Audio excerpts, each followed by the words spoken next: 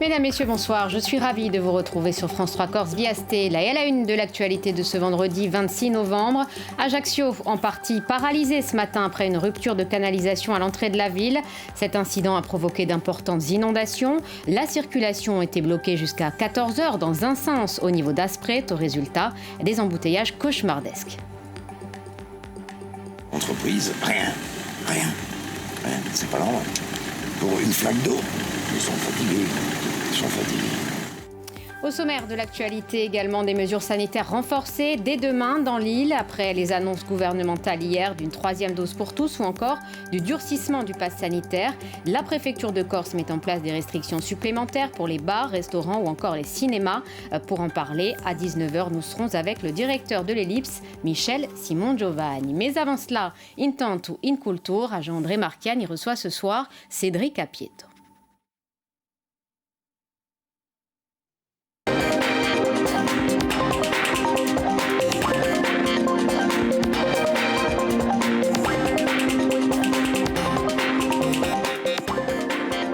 Vous l'avez déjà forcément vu au théâtre, au cinéma, dans un court, moyen ou long métrage, puisqu'il est de tous les projets insulaires ou presque. Cédric Apieto est donc l'invité de ce Intanto in Culture. Bonsoir. Bonsoir. Merci d'avoir accepté notre invitation. Vous serez ce soir au théâtre de Bastia pour la pièce Sintinelli, une pièce de Laurent Simon-Paul, Yarman Lugiani et Frédéric Anton Pietri qui revient sur 40 ans d'histoire de la Corse mêlant politique, fiction, réalité. C'est en fait une véritable fresque insulaire que vous essayez de représenter sur scène avec tous les comédiens. C'est un peu ça, on retrace un petit peu l'histoire d'une famille à travers toute cette époque, et voilà, et avec tous les événements qui ont suivi, et voilà, tout ce qu'on sait de cette époque-là, quoi, avec... Vous, le personnage que vous incarnez, par exemple, quelle est son histoire, pour qu'on comprenne un petit peu, pour qu'on ait une idée de ce que ça raconte Sintinelli véritablement? Paul, c'est un jeune qui va évoluer pendant ces 40 années. C'est un peu le moteur d'un trio. Donc voilà, c'est trois. Il y a un ami et un frère. Et voilà, et c'est un peu lui qui va prendre en main tout ça pour les faire entrer dans le mouvement et dans la lutte clandestine au bout d'un moment. On ne dit pas comment ça se termine, évidemment. Sur la forme, c'est un spectacle hybride, puisqu'il y a des acteurs qui jouent sur scène, on l'a compris, des comédiens, mais il y a aussi des archives qui sont projetées, de la musique, ça se rapproche même parfois un petit peu d'une comédie musicale, on a l'impression. Ouais, c'est un vrai spectacle vivant. Il y a de la vidéo, de la musique avec des musiciens sur scène, il y a évidemment du jeu avec les acteurs, il y a des images d'archives de l'INA, des images personnelles aussi, donc sur toute cette époque des années 70 à aujourd'hui, on dira. Oui, c'est un vrai spectacle vivant qui se veut aussi un petit peu cinématographique. Vous, comment est-ce que vous l'avez vécu justement? C'est la première fois que vous participez à une œuvre qui est aussi diverse sur la forme? Oui. J'ai eu l'occasion de faire des spectacles avec de la vidéo ou de la musique sur scène, mais tout ça mélangé là, avec des parties chantées aussi beaucoup, puisqu'on a Patrizia Gatacce, Francine Massian, Doria Housset qui viennent chanter, Affiletta qui vient aussi. Donc voilà. Comment vous vous adaptez au milieu de tout ça justement en tant que comédien? Moi je me laisse porter par tout ça, parce que quand on a tout ça autour, tout ce décorum, apprendre son texte et vivre ses émotions, le reste, ça nous porte tellement. La musique, déjà, c'est un moteur énorme sur ce spectacle. Il n'y a que des comédiens insulaires dans cette pièce, ou presque. Qu'est-ce que ça vous fait de jouer ou de rejouer certains événements historiques que certains d'entre vous ont pu connaître en tant qu'enfants? La montée en puissance du nationalisme, on le disait dans les années 80, ou même les événements de Bastille-Gafèche. Qu'est-ce que ça fait de rejouer des événements qui ont existé, qu'on a peut-être vécu en tant que spectateur? Mais on les comprend mieux, parce que moi je suis dans 74, donc j'étais assez jeune quand tout ça a commencé. Bon, évidemment, après, on a vécu les années qui ont suivi, mais de voir certaines images d'archives, de voir ce qui s'est passé à Bastia à l'époque, à Ajaccio aussi, on se dit quand même, ça permet de savoir d'où on vient et pourquoi on veut raconter cette histoire aussi. Et c'est plus facile de la raconter justement quand on l'a vécu, quand on sait qu'est-ce qui s'est passé. Je sais pas si c'est plus facile, mais en tout cas on se sent, je mets tout ça entre guillemets, mais on se sent quand même investi d'une certaine mission de porter la parole de cette histoire-là. Voilà donc pour Sentinel. Au niveau plus personnel, Cédric Capiette, on le disait, vous participez à de nombreux projets insulaires. C'était le cas cet été encore avec Igomet et le film de Pascal Tagnat qui avait été projeté à Cannes, mais pas seulement. Vous avez d'autres projets pour l'avenir, que ce soit des projets insulaires ou des projets nationaux, internationaux peut-être? Alors, vu la situation, oui, on va attendre de voir comment tout ça se passe pour être sûr que tous ces projets soient actés. Oui, Igomet a très bien marché à Cannes, donc Cannes, c'est toujours un peu un marché où on peut rencontrer des producteurs, des réalisateurs. Donc il y a plein de promesses verbales. Après, il faut voir ce que ça donne. Mais là, non, le projet le plus proche, c'est La Passion selon Marie. C'est une pièce de théâtre qu'on joue à l'Albourg, qui est une pièce de Charlotte de Casanova. Et voilà, qui est une pièce sur le féminicide. Je crois qu'aujourd'hui, d'ailleurs, c'est la journée... C'était hier. C'était hier, hein, c'est ça. Donc voilà, là c'est le projet, c'est du 1er au 17 décembre. Donc il va y avoir des représentations à Ajaccio, à Corté, à Bastia, à l'Albourg. Et puis après, on va passer les fêtes, et puis on verra ce que nous réserve janvier, février, tout ça. Bon, on aura l'occasion d'en reparler. Alors, merci beaucoup, Cédric Capiette, d'avoir été notre invité sur le plateau d'Intanto in Cultura. Tout de suite, l'information continue avec le Corse Gazera de Marianne Romagne.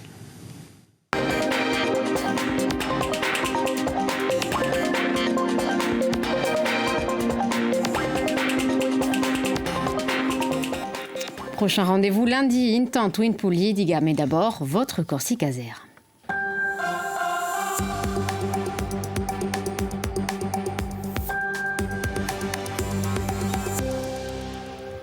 Et à la une de l'actualité de ce vendredi 26 novembre, Ajaccio en partie paralysé ce matin après une rupture de canalisation à l'entrée de la ville. Cet incident a provoqué d'importantes inondations. La circulation était bloquée jusqu'en début d'après-midi dans un sens au niveau d'Aspret. Au résultat, des embouteillages cauchemardesques. Le dernier jour du procès de Joseph Agodi devant les assises de Haute-Corse, l'avocat général a requis 30 ans de réclusion criminelle à l'encontre de cet homme de 66 ans.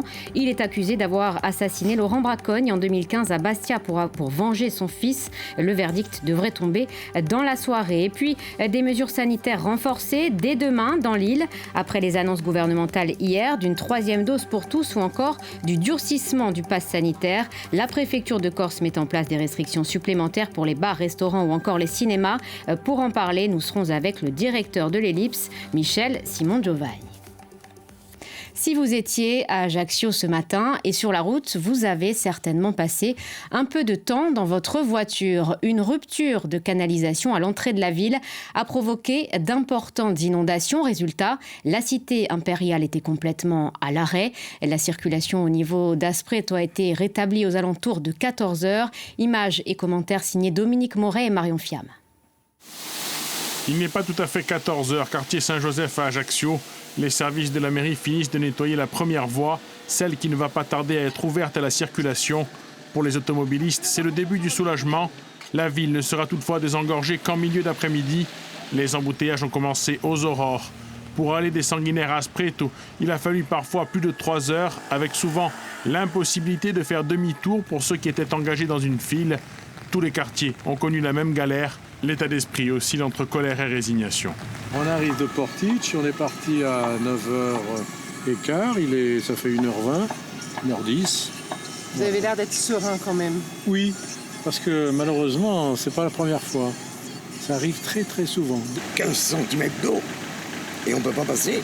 Là, on voit l'incompétence des services publics. Moi, j'ai une journée aujourd'hui, ça y est, la journée, elle est déprogrammée. Voilà, c'est fini. Aujourd'hui, chiffre d'affaires de l'entreprise, rien. C'est pas normal. Pour une flaque d'eau, ils sont fatigués. Le blocage de la circulation a été provoqué par l'inondation de la voie. Dans un premier temps, les employés de Kirnolia, épaulés par les services de la ville, de la communauté d'agglomération et des chemins de fer, ont procédé au pompage de l'eau. Contrairement à une idée reçue, il ne s'agit pas d'eau de pluie qui n'aurait pas pu s'écouler, mais d'eau usée. On a identifié un problème aux alentours de 5h du matin, avec un débordement important donc, qui empêchait la circulation. Et vers 7h, on s'est rendu compte que c'était à la suite, non pas des pluies torrentielles, mais à la suite d'une rupture d'une canalisation des eaux usées. Donc cette rupture, dans l'immédiat, on ne peut pas comprendre la provenance, parce que étant sous les eaux, il faut qu'on ouvre la chaussée, ce sera fait dans l'après-midi, pour nous rendre compte des raisons qui ont engendré cette rupture. C'est ici que l'incident s'est produit. Vers 16h, le tuyau a pu être remplacé, mais les effluents se sont déversés directement sur la plage durant plusieurs heures. La pêche et la baignade sont interdites du Lazaret à la plage Saint-François, jusqu'à 300 mètres des côtes. Nous avons pris un arrêté municipal concernant la baignade et la pêche, surtout dans cette zone. Les analyses sont en cours. Lorsque elles nous reviendront bonnes, nous enlèverons les arrêtés, tout simplement.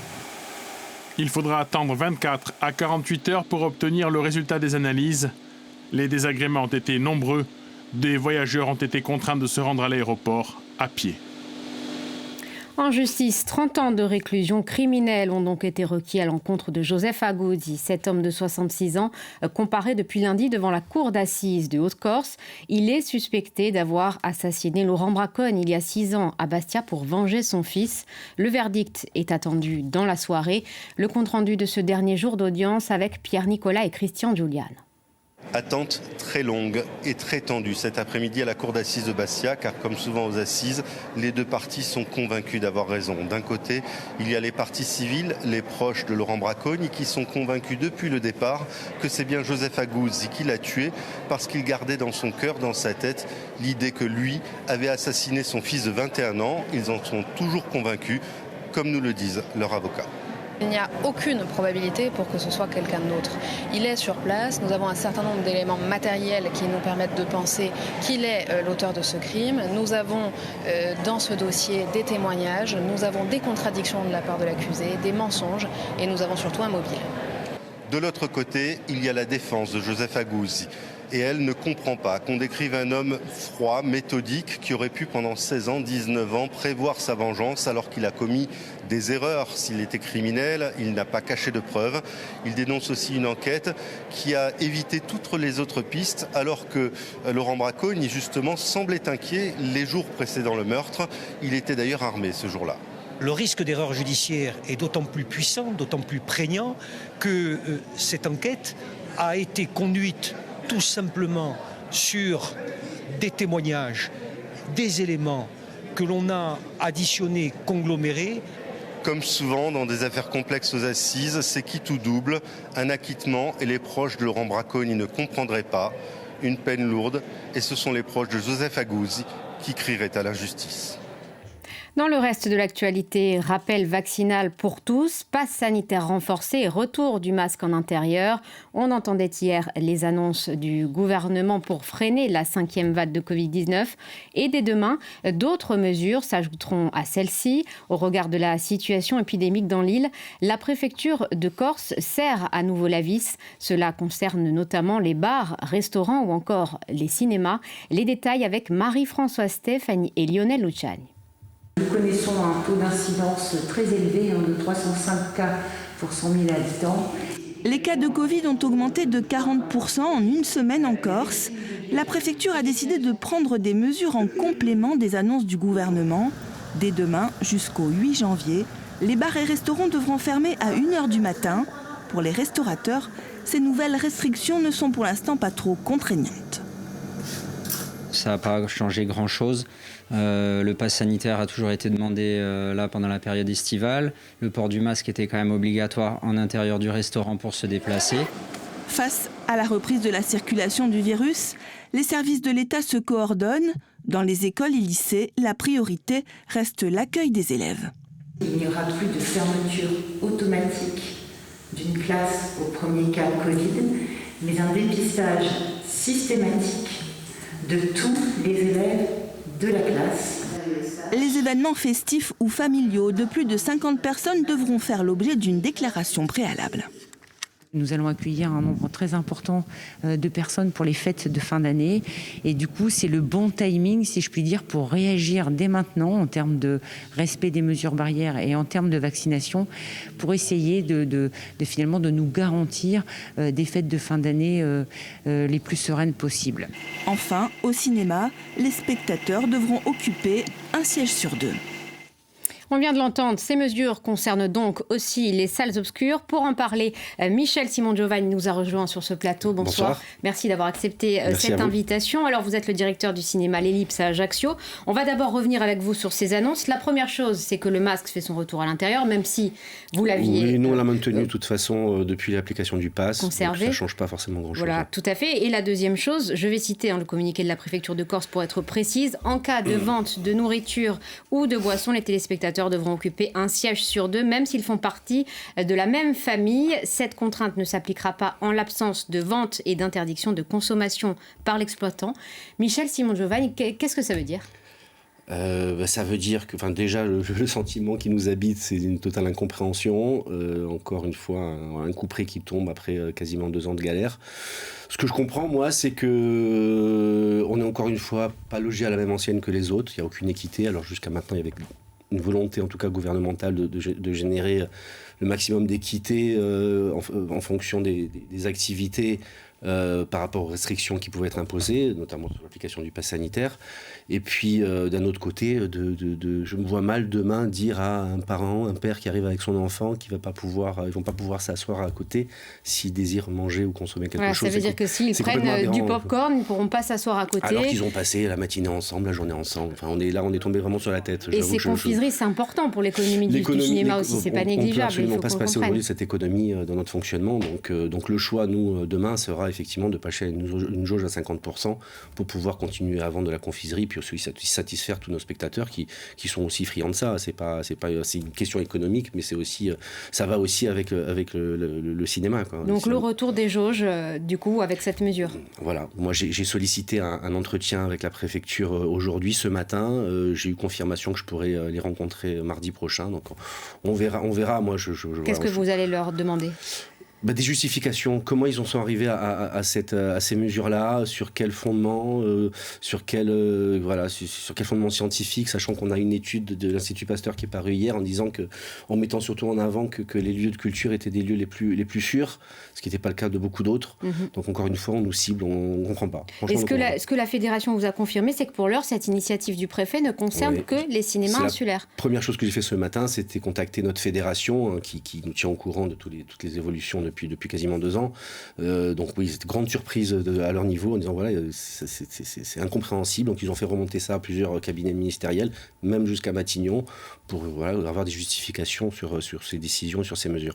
Vous l'avez dit, ça fait 2 ans que la culture est frappée de plein fouet par cette crise et le secteur du cinéma est le plus touché. Des fermetures à répétition, des jauges, et là, ça tombe, c'est le coup de trop, ça tombe juste avant les fêtes de Noël. C'est une période très importante pour vous, ces vacances. Tout à fait, on comptait beaucoup sur cette fin d'année, donc on va être forcément impacté avec ces nouvelles mesures. Et ce que je ne comprends pas, c'est que cet été, on a fait face à des taux d'incidence beaucoup plus élevés que celui-là, avec le pass sanitaire, et on a passé cette période-là. Donc pourquoi aujourd'hui, on nous rajoute encore des couches, alors que finalement, le pass sanitaire a montré son efficacité, en tout cas cet été, avec cette vague où on est monté à des taux d'incidence qui ont frôlé les 1000, quoi. Donc je ne comprends pas. Et là, c'est un aveu de faiblesse, ça discrédite un peu le pass sanitaire, quelque part. Je trouve que ça discrédite un petit peu, même complètement le pass sanitaire. Donc voilà, on a besoin aujourd'hui de réponses.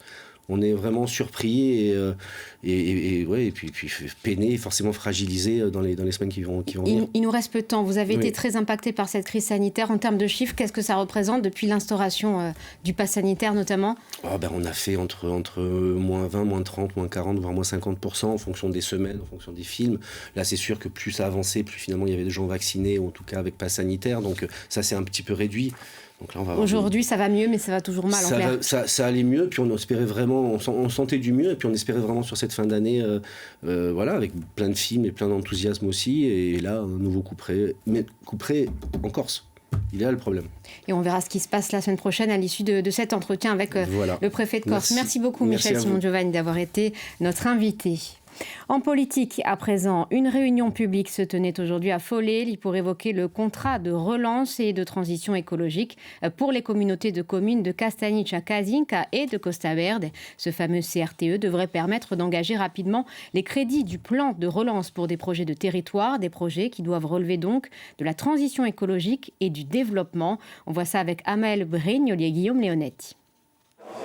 CRTE pour contrat de relance et de transition écologique.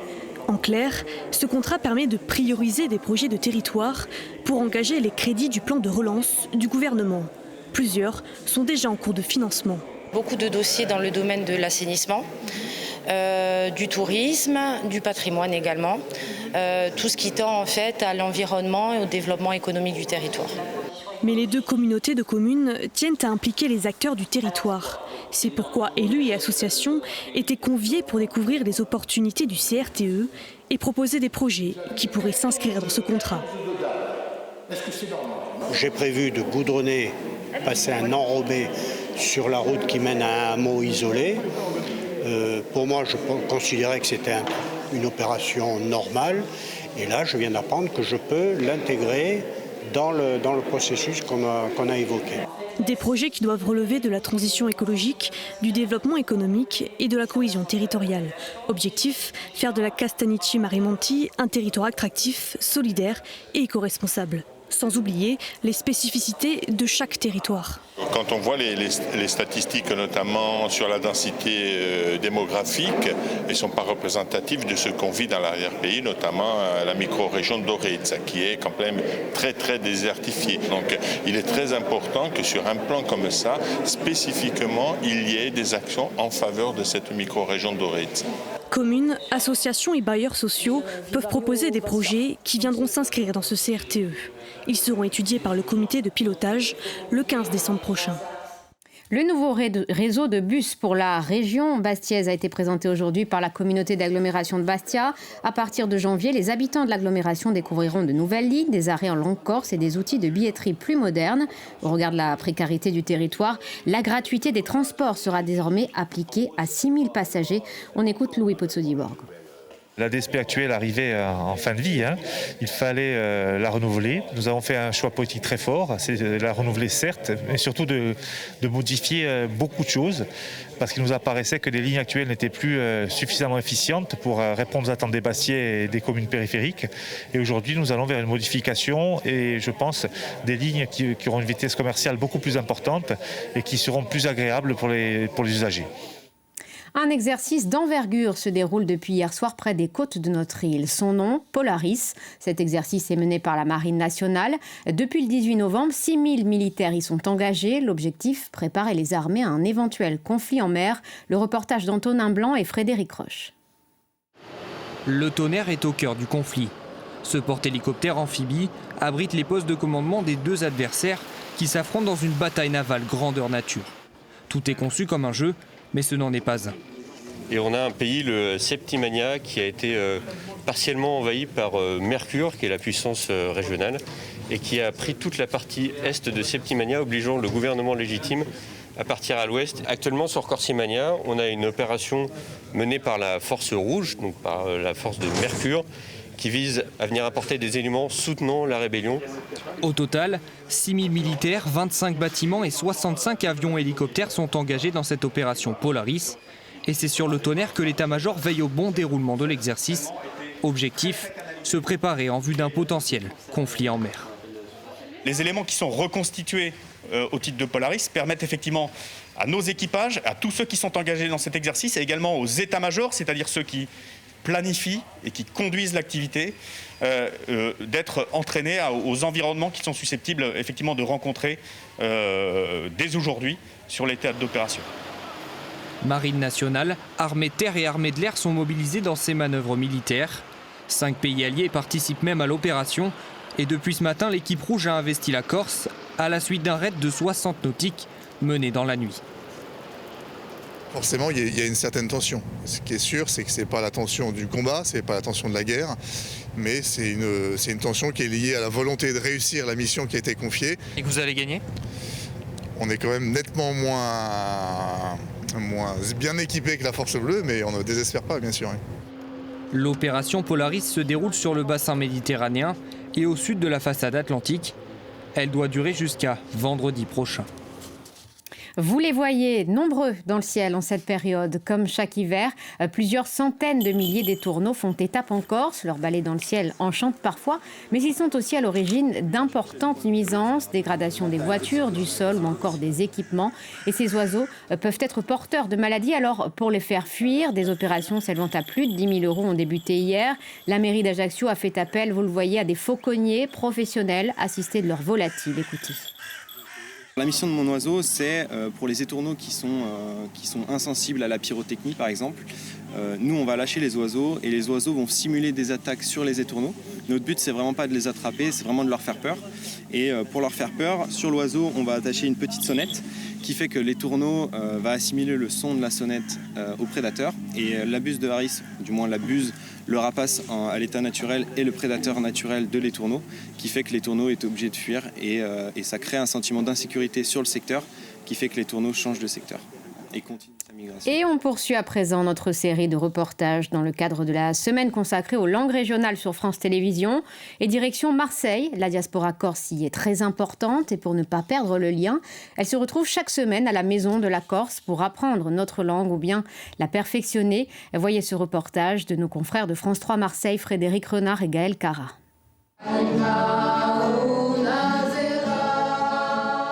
C'est un des nombreux cours hebdomadaires de la Maison de la Corse à Marseille. Le chant est ici un support important pour l'apprentissage de la langue, des mots, des phrases, porteurs de toute une histoire, de toute une culture. Des cours plus académiques sont aussi dispensés ici. Grammaire, orthographe, la langue corse est étudiée, avec dans chaque intonation cette impression de frôler l'île de beauté du bout des doigts.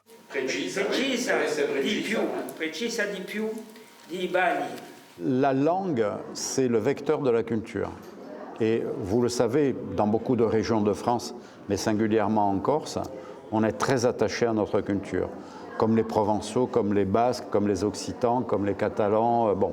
On est très attaché à notre culture. Toute ma vie, j'ai su comprendre le corse, mais je le comprenais couramment. Et je n'ai jamais osé le parler, par timidité ou par fierté. Maintenant, quand je vais chez moi à Corté, j'ose, avec mes amis d'enfance, m'installer devant un apéritif et oser parler corse avec eux. Tout de suite, ça revient, parce que ces mots, on les a dans l'oreille.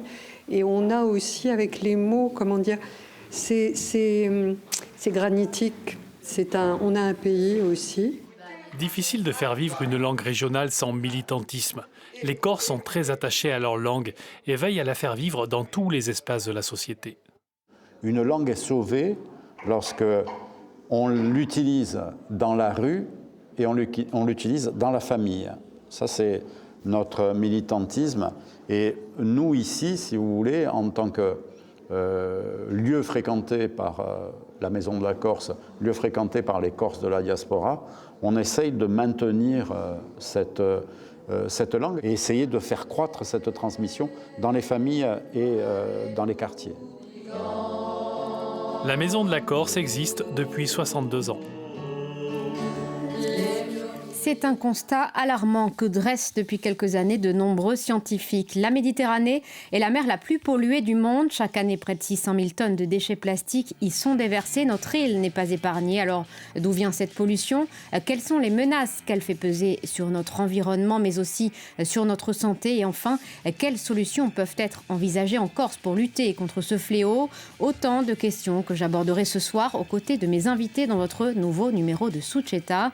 Rendez-vous à 20h35 sur France 3 Corse via Stella. Et juste avant cela, votre autre rendez-vous sur notre antenne politique, cette fois, c'est bien sûr Rivista, présenté par Jean-Vitus Albertini. Il reçoit ce soir Daniel Alevi-Gotchel, ministre conseiller aux affaires politiques et économiques d'Israël. Ce dernier était donc en visite en Corse cette semaine pour évoquer une possible coopération, notamment sur des projets agricoles. Écoutez. On a choisi, c'est vrai, pour cette première visite, on a choisi un domaine, après avoir réfléchi, on a choisi le domaine de l'agriculture. Parce qu'on pense qu'il y a un potentiel important de coopération. On a une agriculture assez développée et importante, je pense, pour la Corse. De même, en Israël, on a une agriculture développée qui ne se souvient plus à elle-même, mais qui a besoin aussi d'importer. Mais on a développé beaucoup en raison du problème d'eau, par exemple, en Israël, on a développé beaucoup de nouvelles technologies pour économiser l'eau, pour rendre l'agriculture plus efficace.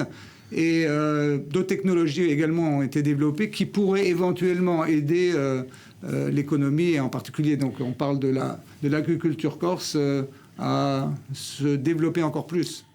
Et pour en entendre davantage, c'est à 20h10, Rivista, sur notre antenne France 3 Corse via Stella. Ainsi s'achève votre Corsica Azera. Merci beaucoup de l'avoir suivi. Dans un instant, l'actualité nationale et internationale. Et puis, à 20h, le Notidia, l'information insulaire, reviendra avec Jean-André Marchiagne. Et elle continue, bien sûr, sur notre site internet et les réseaux sociaux. Bonne Azera.